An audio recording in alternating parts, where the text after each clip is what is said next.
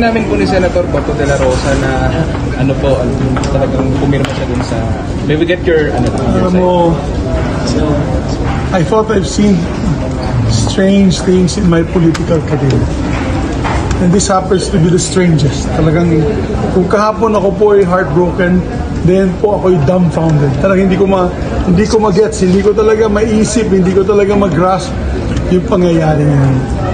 At least alam niya na dinipensahan ko siya bilang isang chairman ng committee. At dahil dyan, nagkaroon po ng sakripisyo, ako po yung sakripisyo dyan, na nawala po ako sa posisyon. Okay lang po yan. Let's move on. Pero yun nga lang, hindi ko talaga maintindihan.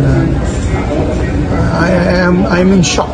But sige lang, ganun talaga ang politika, di ba? I mean, there's no permanent friends, only permanent interests. So nabanggit mo kahapon na ikakamukha nga po na actually si Senator Bato. Magbabago ba yan? Ano yun?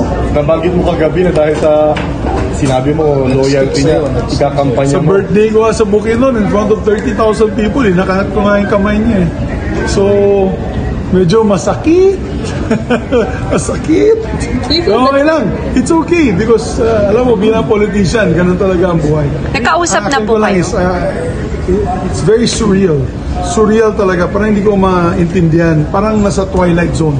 Nagkausap po kayo kanina, sir, before the session? Sinabi ko sa kanya, bigyan niya ako ng pagkakataon. Hindi ko pa talaga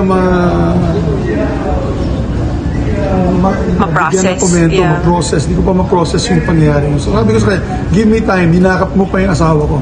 Di ba? Parang, wow, ba't niyo pa hinakap ang asawa ko? Do you think he betrayed you, sir?